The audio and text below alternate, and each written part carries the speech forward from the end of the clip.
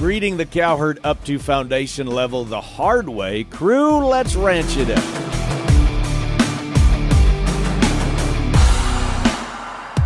Good day, everyone, and thanks for riding with us on this all-new episode of the Ranch It Up Radio Show. I'm Jeff Tigger Earhart. And I'm Rebecca Warner, a.k.a. Back. A big thank you goes out to our partners, the American Gelbvieh Association, Imogene Ingredients and Phatan, Westway Feed Products, Medora Boot and Western Wear, Dakota Cowboy, Allied Genetic Resources, Allied Feeding Partners, LivestockMarket.com, EquineMarket.com, AuctionTime.com, RFD TV, and Wrangler. It's kind of hard to imagine that October is officially here. It seems like the last few months have went awfully fast. They flew by, let's be real. We say that every year, don't we? Yes. All of a sudden, here we are, and just like that, but we're moving into my favorite month of the year, October. Halloween, selling calves, the changing of the seasons, the colors. I don't know why, I just always kind of liked it. Well, you got to admit, I know for me at least, when you're gathering cattle, and especially out of those draws and all the beautiful colors, you can't just help but look around. Everything is beautiful in a different way. And it's changing every single day. We noticed that when we were just driving back. Actually, it was this morning when we were driving, and I said, look at over there. Look at how it's changing from yesterday. So I think that's kind of why I like this time of the year, is because you can physically see so many things happening at so many times. And the other thing I think is that there's a whole different crispness to the air. A little bit of that chill that makes the air feel even fresher. Well, that's because it's getting colder out. Let's just stay with the radio stuff and not meteorology, shall we?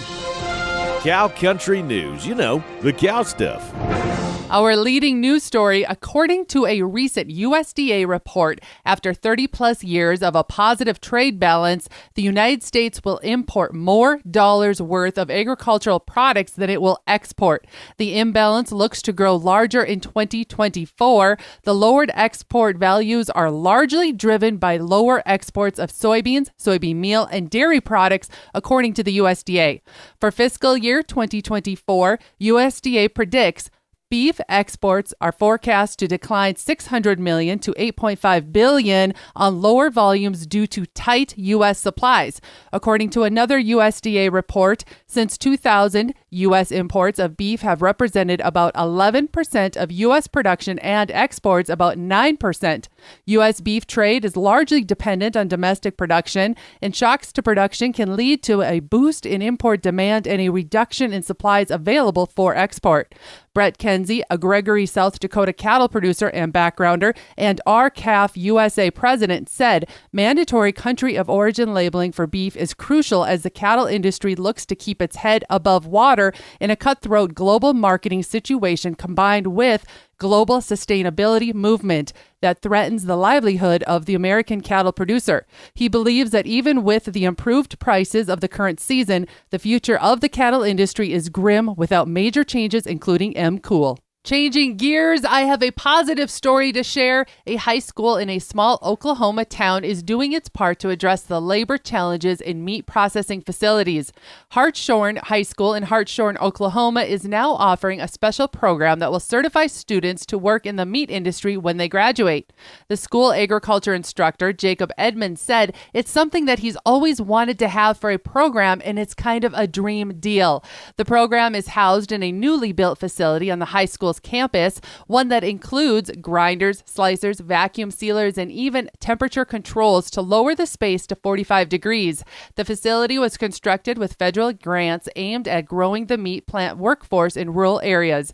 Edmonds stated that to his knowledge, it's the only such facility in all of Oklahoma. We noticed a surge in a lot of the animal science departments at many different universities that they're offering multiple different classes in meat processing. Yes, right. We've noticed that a lot. And obviously now in the high school, and we have seen even many times there's mobile units. Correct. That different VOAG programs will share, where maybe they don't have enough funds to have a program like this in Oklahoma, but they'll share that. It'll be part of their FFA programs and their VOAG departments. So it's becoming more and more popular, teaching the art of meat processing and becoming more in demand. And to take it one step further, we've also noticed that schools are adding in their culinary skills for students how to actually cook meat properly. There's kind of an art to it, isn't it? Yes, there is. You're an expert, though, dear. Oh, thank you. Well, now she got up and walked out of the studio, but I was going to brag on her a little bit more. Yeah, there is kind of an art to cooking meat. I got to admit that sometimes I'm not the best at that, but I got to brag on Beck. I mean, when it comes to grabbing a steak and then the different cuts of steak, because there's so many, from a flat iron to this, that, and the other, I tell you what, this gal has got it on lock. Am I not lucky there or what? Now she heard me say that. Now she's grinning. And in other news, Select Sires has their 2023 Fall Beef Sire Directory. It is available online. Go to selectsires.com, and then you can also subscribe to the Select Source. That is a quick and convenient source for everything Select Sires beef. Be sure to check your inbox for new releases, industry news, and a lot more. Up next, building a foundation cowherd from scratch. The Ranch It Up radio show will be back. Keep it locked. Livestockmarket.com. We hear from them each and every week highlighting various sales and lots, but have you taken the time to cruise the site, look around and see what cattle are bringing? How about lower that sale expense and give Livestock Market a try? It's about the easiest way to market your stock, and it puts your product on a worldwide view. Livestockmarket.com. It's simple and it works. You're going through your calves, looking what worked and what didn't work. So as you're reviewing your program, you need to ask, is this a time to change? Is this a time to make additions or subtractions? Gelvy and Balancer may just be the right fit for you. Gelvy and Gelvy influenced females offer sustainability and maternal growth, while the bulls can add those extra pounds at weaning. Find a breeder near you, gelvy.org, or check out Gelvy on Facebook. Don't let nutrition be the missing piece. Nutrition is a key piece to the puzzle of cattle production. As forage quality diminishes, your cowherd's nutritional needs do not decrease. Westway's liquid feed provides protein, energy, vitamins, and minerals, and helps to increase digestibility of forages. This supports fetal programming for the calf in utero and cow body condition scores. Both directly contribute to your herd's performance and profitability. So don't let nutrition be the missing piece. Head to westwayfeed.com. Cattle Battle. The Ranch It Up radio show, the most information packed into a 30-minute program that you can find. It's your all things ranching newscast, and so glad to be with you. Questions, comments, concerns, criticisms, rants. It doesn't matter. You can give us a call or you can text us, 707-726-2420. That is 707-RANCH20. Email us, ranchitupshow@gmail.com. Prowling around social media at Ranch It Up Show. Now, everyone has a story of how they got into the cow business, and every darned one is interesting. It's always more than just, Granddad had these cows and Dad had this breed, so I just kind of started. When you get the details, every single operation has a unique tale to tell. Well, today we talk with Brad Zimmerman from Dawson, North Dakota, owner of Zimmerman Manufacturing, co-owner of Morris Machine and Design, and owner and operator of the Zimmerman Ranch. The Zimmerman Ranch is not even 10 years old in the business of providing breeding bulls, and any of us can head to a genetic supplier of our choice, purchase foundation stock, and then hopefully we're off to the races. But the Zimmerman Ranch, they started the old-fashioned way, taking the best cows, breeding them to the best bulls, and slowly increasing the genetic intensity of their herd to the point of being able to supply Gelbveh and Balancer breeding stock. Now, as you're going to hear, Brad Zimmerman is a pounds pay kind of a guy and is very proud of the fact that he built his herd where it is today from commercial cows crossed with purebred Gelbveh bulls. That's how it started. Brad, thanks for sharing a bit of your program with us. Let's start from the beginning of how Gelbveh genetics were injected into your herd. We've been running Gelbveh sires since like 2003 probably is when we first bought our first ones, and I actually foundation a lot of my cows. I dated them back and started with my own herd basically and foundationed them and got them registered, and that's basically how we got into the registered breed that way. I never never went out and purchased any, cows or anything like that from a herd. Just pretty much started with our base. So they got really crappy EPDs by foundation cows. You don't get nothing. So it's been a work in progress, but it's been working good. So why did you decide to go about that route of slowly building up your genetics that way? I started buying most of my purebred Gelbvieh bulls from Wool Gelbvieh, John Wool and Bismarck there, and he kind of got me into the business. He was kind of a smaller herd and did very well with his herd, and he just liked our cattle, how they mixed, and so he kind of got me started with that, and we just kind of went from there. I think my first bull sale, I kept 5 bulls, and now I'm up to 30-some, I guess, that we usually sell every year. So. And was that an aspiration of yours, was to get into the seed stock business? Yeah, it has been. Kind of small acreage that we run, don't have a lot of room to really expand too much, so it's just kind of something that intrigued me for a lot of my life, I guess. My dad worked for ABS, the stud service, for a lot of years, and then 80s and 90s, I guess, and just always followed along with him. And it was a lot of fun to see seed stock stuff, and I guess I always had an inspiration to do it, and then I just went for it.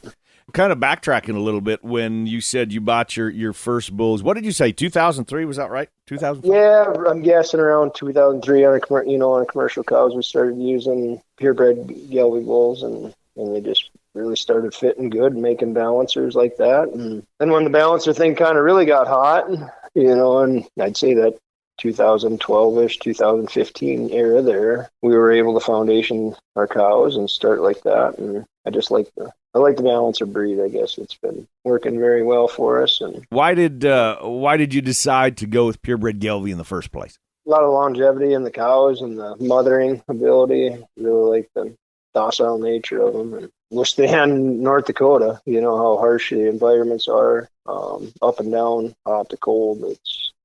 They just keep doing their job and maintaining and breeding back every year and making a little profit.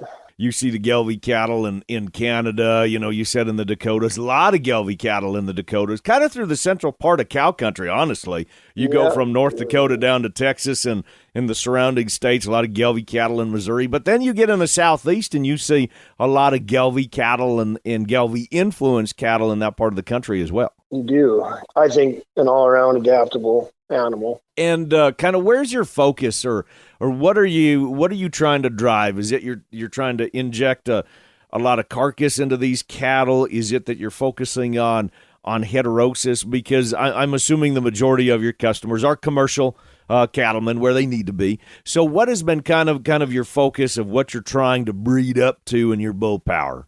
I've always been a pounds pay guy. I have a lot of performance in the cattle. I like it with moderate to high birth weights, but yet they come out just shaped right and they perform. I mean, in the feedlot, and then the females, they mature early. Their mature yearling weights don't get outrageous. They're just a nice brood cow, but they mature so early that they get up and grow.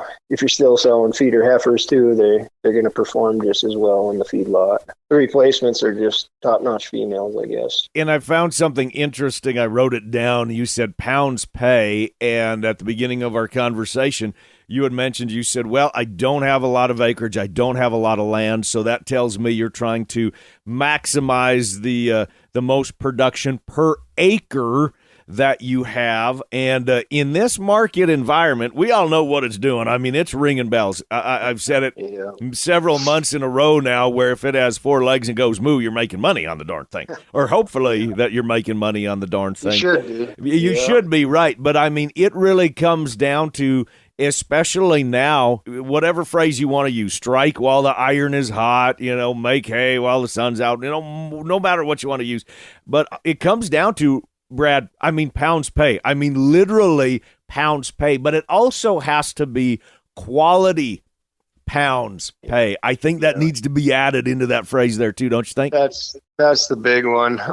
Profitable, like you said. These cattle, they don't overtake feed intake to put pounds on. That's what I like. They're gaining everything you feed to them. You're not losing anything off of them. They just adapt to the environment and take off, whether they're in the feedlot or more. And the seed stock, they just seem to work in this environment, I guess. And I know that you aren't selling 300 bulls or something like that, but my compliments to you for being able to breed up your herd and get to the point where you can get a foundation herd and you can get your statistics on those cows, and you've got your genetics and you've got data. I think that's extremely important to create those benchmarks, because how do we know where we're going if we don't know where we've been, right? I mean, I think that's a key point. So are you working with some of your commercial bull buyers to try to help them market their calves, or to give them some other options, or, to try to create that link with them? We talk about that so much, of establishing those alliances and those relationships, and for people to work together. So is that something that you're doing, or that you're maybe trying to incorporate into your program? Yeah, absolutely. Like I said, I'm not a feedlot owner or anything where I can't just go and buy them back and feed them out. But yeah, we run through options and people that I know, and get the word out there that the people that buy my commercial cattle, I let them know a lot of my bull customers and when they're selling and how they're selling, or if we can get them in the same feedlots, they see how they perform, and they want more genetics like that. And I like being a small producer, and I do keep track of all my customers, and I've had a lot of repeat buyers ever since I first started it in 2015, which is really nice. We got a big foundation of repeat buyers, and then we usually gain a few every year, and it's just been a fun trip, I guess, is what I should say. I should enjoy life, and it's fun to work with good people at the same time. And that's the key right there. If you're having fun, you're working with good people. And you mentioned your dad, and that was kind of how you got an interest in the seed stock side. You got to see a lot of operations, meet a lot of people, and when your dad was selling semen. And I bet if you compare of how things were done in the 80s and 90s to how they're done now, I tell you what, I mean, that customer service is huge. It's not just, hey, sell a bull and you go and deliver a bull and you visit and have a cup of coffee and you hope he's good and then you talk to somebody next year. I mean, it is a 365 deal. I mean, customer service is extremely important these days, and almost acting as, I say that word consultant, but I still come back to that about building that bridge between the seed stock genetics supplier and the commercial producer. That there needs to be, a lot of communication there. Nowadays, I tell you what, that's, and I say for myself, that's expected when we're out purchasing bulls or females or whatever the case is. I'm expecting a fair amount of assistance and customer service, and that's why I'm coming to somebody is, I think that they may help me, give me a leg up of, marketing to these calves when it comes to this time of year. Fun to network with your customers and keep track of them, not just expect or hope that they show up the next year, see what they're gaining or what they're not gaining. See my genetics go to work in another herd and improve their herd. So this is your opportunity to give yourself a free plug. Tell us when the sale is in 2024, where we can go, where we can view bulls or look at videos or eventually see the sale book. How do we gain all that information? We will be on DV auction again this year. The sale's on January 20th, 2024 this year, Saturday, in Steele at Piper's Auction Center. And available for viewing, and like I said, we'll be on DV auction. Brad, you said your sale is January 20th, 2024, bid and buy online at DV auction. Follow along on Facebook at Zimmerman Ranch. And before we say fare thee well, any closing comments? I look through a lot of wholesale catalogs, and you look at the dam side, and they don't match the prefix of the person selling them. Anywhere from 95 to 100% in my bull sale every year are out of, a Zim cow, which is, that's what I take pride in, I guess, is our Cowherd. Brad Zimmerman with the Zimmerman Ranch, a story of success. He saw Gelvy Cattle. He liked Gelvy Cattle and then set a goal of starting to market Gelbveh and Balancer influenced cattle in the bull business.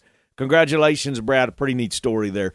Hey, we've got Kirk Donsbach on hold as we speak. We're talking markets and the recap and the numbers. The Ranch It Up radio show and more is up when we come back. Are you looking to liven up your event in 2024? Change the pace, make it stand out? Let us, Tigger and Back, agriculture advocates, outdoorsmen, and all-around fun couple be the addition to hook the attention. I see what you did there. Now, we will leave you laughing and having a positive outlook on the future. From being the keynote speakers to MC to masters of ceremony, let us, Tigger and Back, make your event unforgettable. Y'all know where to find us. We keep bringing you more and more information about Phatan, and for very good reason. It just works. Now, with calves getting ready to head to the sale barn, producers are culling cows and getting ready for next year.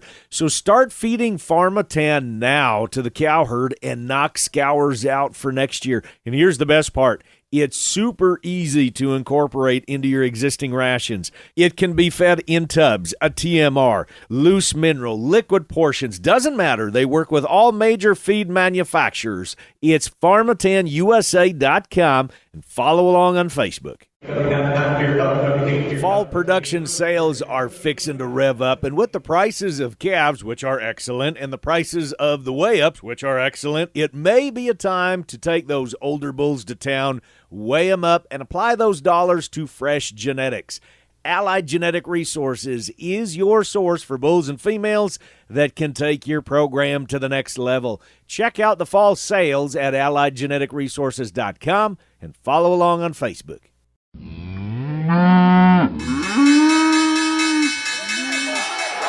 Welcome back, everyone, to the Ranch It Up Radio Show. It is that time in the program. We check in with Kirk Donsbach, StoneX Financial Incorporated, for a recap of last week, what the markets did. And by the way, for those of you that are just tuning in for the first time, welcome aboard. Thanks for choosing the Ranch It Up Radio Show to get your information from.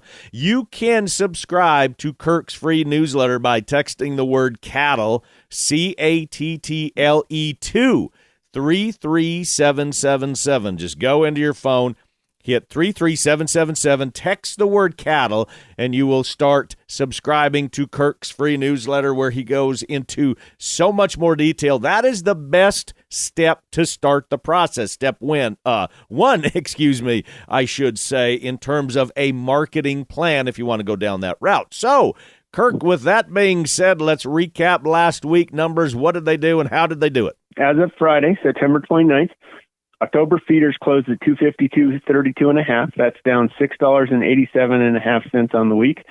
All our listeners will remember we had some concerns with the government debt and the government shutting down. The CME feeder index closed the week at $252.11. That's down $1.11 on the week, and moved our basis versus October futures to a normalized level of negative 36.5 cents.